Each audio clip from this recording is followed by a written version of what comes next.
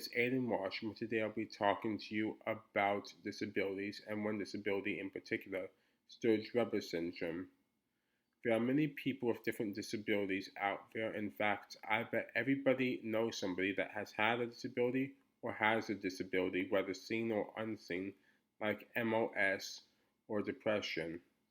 For me, this is a bit different, as I was born with Sturge-Weber syndrome, a rare syndrome that affects 1 in every 20,000 to 50,000 people in the world, according to NORD, the National Organization for Rare Diseases. As I will go on to talk about, today I will tell you more about Sturge-Weber syndrome and how it has affected me.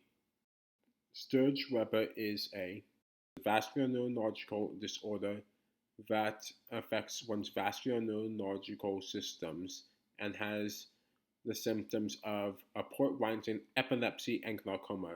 Two of these three you must have in order to have Sturge-Weber syndrome. When I'm talking about port weinstein, I'm talking about a purplish birthmark on the face that can get lighter over time due to laser treatments, as the laser treatments destroy extra blood vessels, turning the birthmark a more pinkish color. When I then talk about epilepsy, I'm using a technical term for a seizure disorder that is the fourth most common neurological disorder on the planet, and that is commonly treated with anticonvulsant drugs to treat the seizures. Epilepsy can come in all different forms and can paralyze or weaken one or both sides of the body. Lastly, when I'm talking about glaucoma, I'm talking about an eye with extra pressure in the eye due to a lack of leakage of the eye fluid in the eye. This can lead to eye damage or, in the end, blindness and removal of the eye. What syndrome impacted me? For starters, it's impacted the right side of my body. Imagine having the right side. Now imagine having the right side but not being able to use it. That's the case for me, as I can move all my left fingers individually, but from my middle to my pinky on my right side, I cannot move individually. It's just not neurologically possible.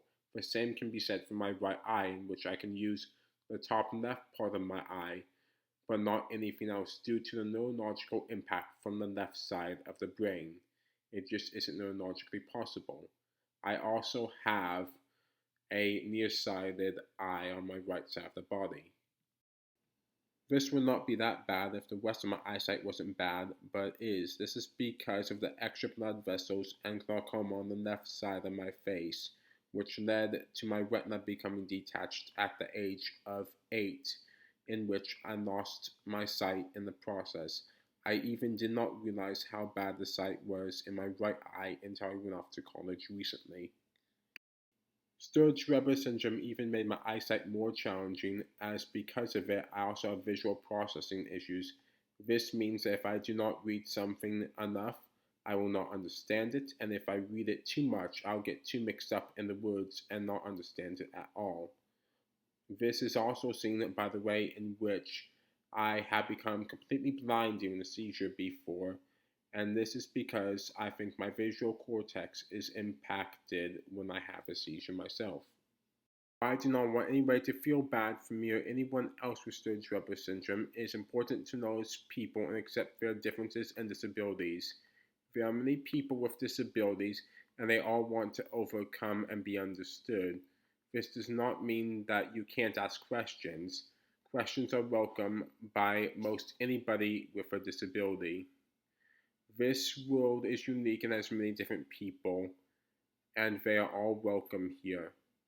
People with disabilities will never change, but you have to be willing to accept them. Are you?